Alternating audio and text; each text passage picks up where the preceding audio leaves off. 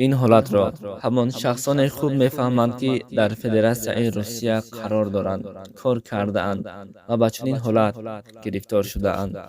چرا ما از دیدن این آدمان الکی ترس در دل ما پیدا می شود؟ ما می ترسیم، لرزه در وجود ما پیدا می شود. برای چی؟ با سبب نداشتن دکومنت، حجت. اگر شخصی که به حجت باشد، به پتنت و به رجیستراسیون باشد، هنگامی که در کوچه براید، هنگامی رفتن یک کارمند پلیس را بیند، چیکار میکند؟ میترسد، فکر میکند که تمام این را به عدل میبرند، پرسپرس میکنند، جریمه یا اینکه دیپورت.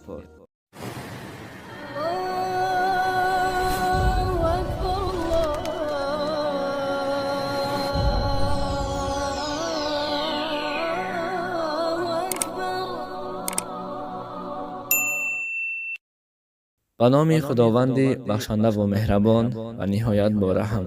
السلام علیکم و رحمت الله و برکاته برادران عزیز و خواهران مهربان. امیدوارم که هر یک شما خوب هستید و بر کل شما سلامتی خواهان هستم. البته کسانی که در فدراسیون روسیه هستید، شاید بسیاری ما و شما به چنین حالت گرفتار شده ایم.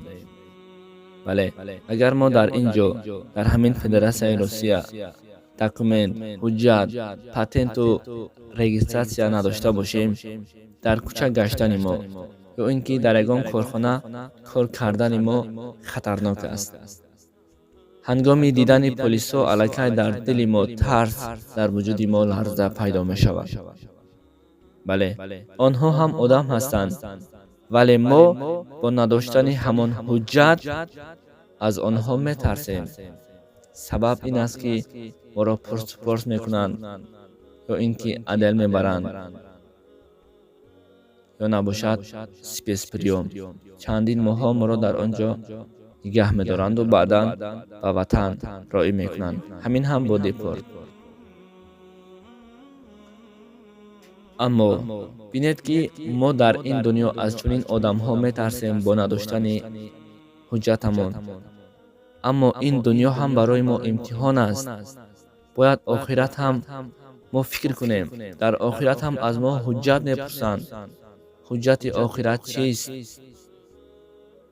حجت آخرت خوبی و نیکی، نماز و روزه، خیر و سخاوت و طاعت عبادت پروردگار است. انا همین حجت است که ما را فردا در نزد خداوند در روز قیامت ما را نجات می دهد از همان عدلی که در این دنیا زندان است، در آن دنیا دوزخ است. از همان دوزخش ما را همین حجت ها نجات می دهد. اما ما برای این حجت های دنیا می ترسیم، کار میکنیم، کوشش میکنیم، قرض و قواله میکنیم، حجت آماده میکنیم، ولی برای حجت آخرت باشد هیچ پروایی نداریم.